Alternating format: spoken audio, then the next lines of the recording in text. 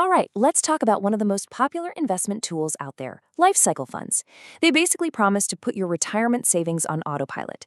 But the big question is it the right flight plan for your financial future? Let's dive in and find out.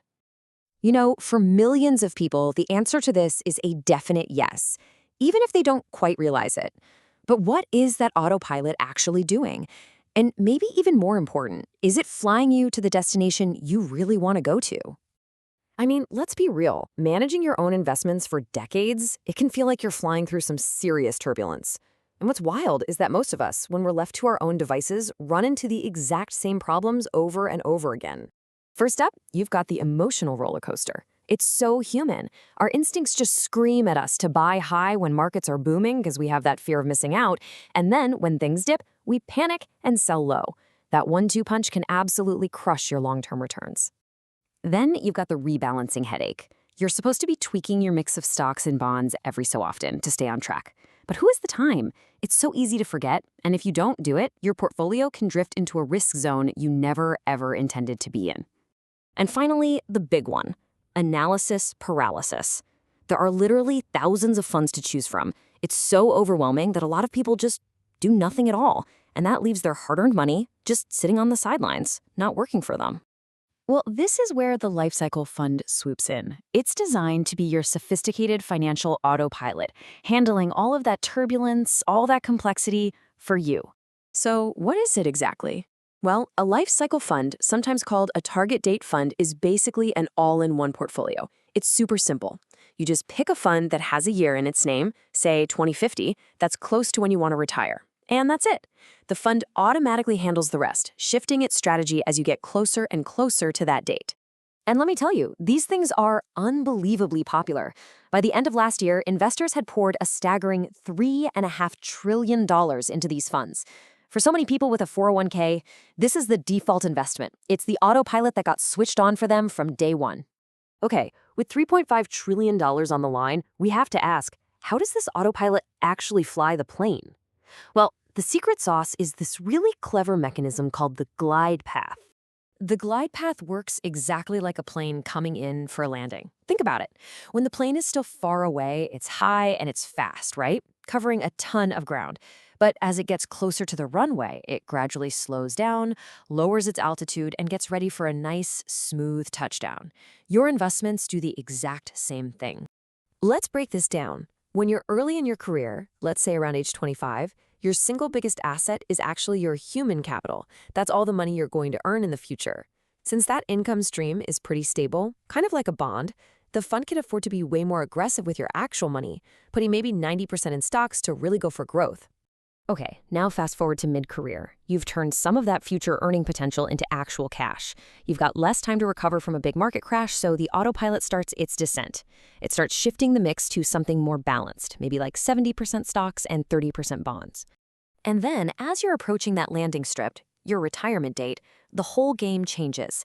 The priority isn't growth anymore, it's preservation. The fund gets much more conservative, maybe 40% stocks and 60% bonds, all to protect that nest egg you've worked so hard to build. That right there is the magic of the glide path. But hang on, not all landings are the same. This is a really crucial detail. You need to know if your fund is a to fund or a through fund. To funds hit their most conservative point right at your retirement date. But through funds, they keep on gliding, getting even more conservative for another 10 or 20 years, based on the idea you'll need that money to grow well into retirement. You've got to know which one you have, because it really matters for how long your portfolio will last. So, all this convenience sounds great, right? But what's the catch? Well, the main trade-off here is a classic one in life. It's convenience versus control. See, with a life cycle fund, the asset allocation is all preset. It just shifts automatically. It's the ultimate set-it-and-forget-it strategy. It requires almost no effort from you. That's a huge contrast to a do-it-yourself portfolio, where you're the one who has to constantly monitor everything. But that convenience comes at the cost of flexibility. You can't just decide to make a tactical shift because you think the market's about to turn. The autopilot is in control. And that lack of flexibility leads to some really important limitations. First, you can't react to market shifts. Second, that preset glide path is a one-size-fits-all approach, and it might be too aggressive or way too conservative for your personal comfort level. Third, to really get the benefit, you need a lock-in mindset. You have to have the discipline to just stay the course. And finally, and this one is huge, holding these funds in a regular brokerage account can create what's known as a taxable time bomb. Why? Because the fund is automatically selling assets to rebalance, it can trigger capital gains taxes that you have to pay. As it sells your winning stocks to buy more bonds, you could get hit with a surprise tax bill. That's why these funds are really best inside a tax-advantaged account like a 401k or an IRA. So after weighing all the pros and the cons, how do you figure out if this autopilot is actually right for your personal flight plan? Generally, they're perfect for investors who want a simple, hands-off solution and just don't have the time or the interest to manage their own portfolio. This is exactly why they are the default for so many young savers. Get this, a massive 84% of Gen Z investors use them in their 401ks.